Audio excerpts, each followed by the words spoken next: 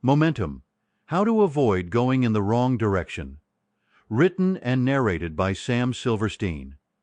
Audio copyright 2025 by Sam Silverstein. Published by Sound Wisdom. Chapter 1. Understanding Momentum. It started on a mountainside.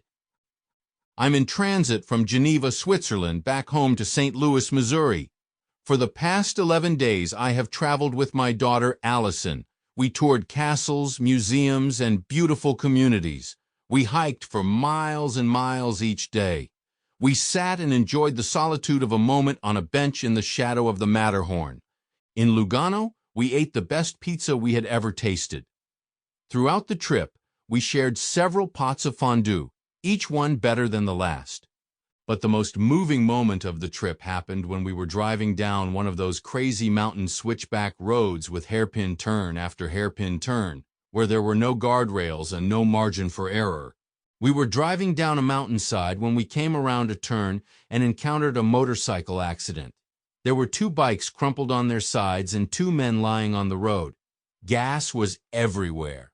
As I slowed to a stop, I could see that one of the men was bleeding profusely.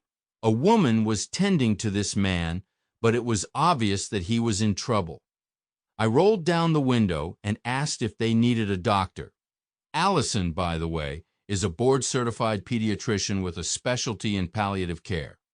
The woman said she was a doctor and that an ambulance and helicopter were on the way. Before I could finish the conversation, Allison shouted, "I have to go!" And in that instant, Allison had her seatbelt off and was out the door.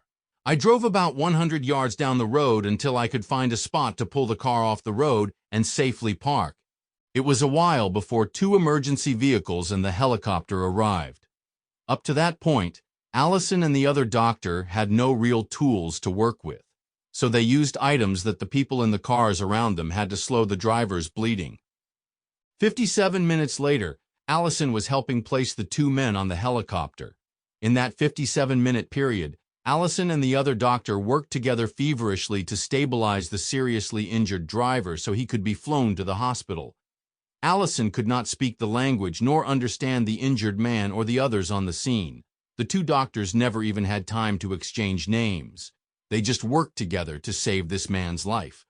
Those words, "I have to go," continue to ring in my ears. Allison is a trained doctor, and even though she is not a trauma doctor, she knew what she had to do, and she did it. She had to do everything in her power to make a difference and help. Sample complete. Ready to continue?